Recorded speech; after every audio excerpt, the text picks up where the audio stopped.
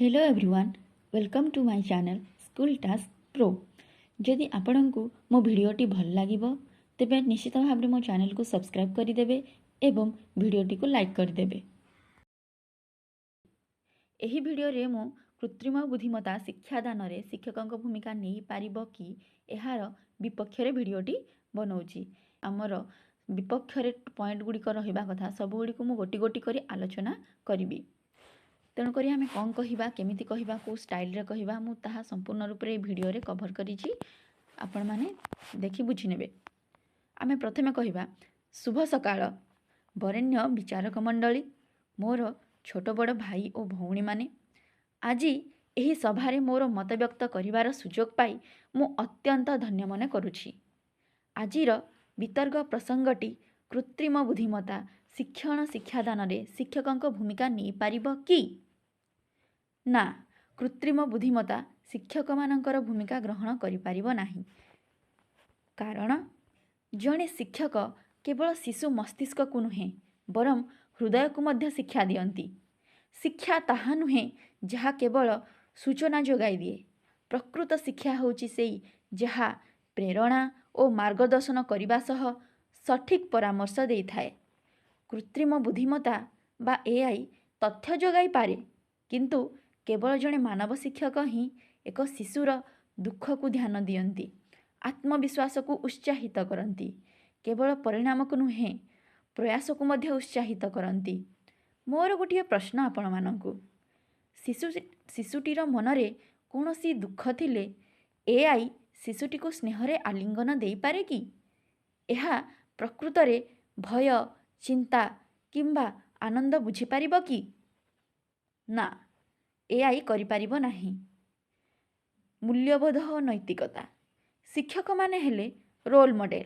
से माने छात्र मानंकु भल मनीष भावरे गढ़ी तोलंती, केवल भल परीक्षा टेकर भावरे नुहे। एआई रो कौनसी नैतिकता नाही, एहा केवल कोड अनुसरण करे। उदाहरण, छात्रटीए विफल हेले किंबा निजर नैतिकता द्वंद्वरे पड़िले शिक्षक ताकू मार्गदर्शन करिपारिबे, किंतु गोटे कंप्यूटर आल्गोरिदम मनुष्यर हृदय सहित ताहा करिपारिबो कि? टेक्नोलोजी विफल होई पारे, शिक्षक माने नुहे। जदि कोनोसी कारणरू इंटरनेट स्पीड डाउन अछि तेबे कौन?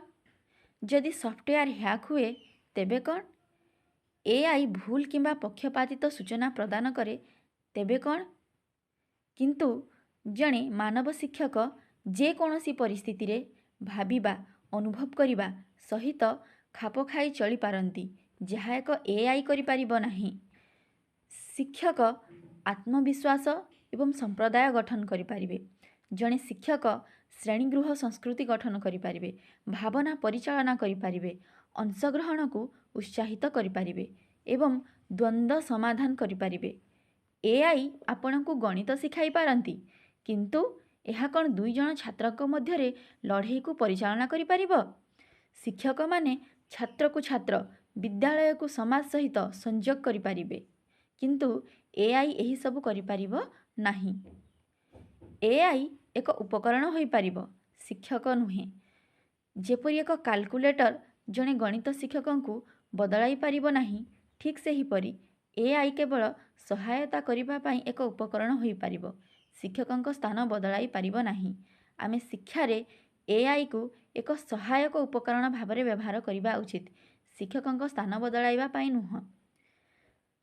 शेषरे एतिके कहिबी, कृत्रिम बुद्धिमत्ता शिक्षक मानकु सहाय्य करि पारिबो, किंतु केबे भी एक शिक्षकंक स्थान संपूर्ण रूपे नहीं पारिबो नाही।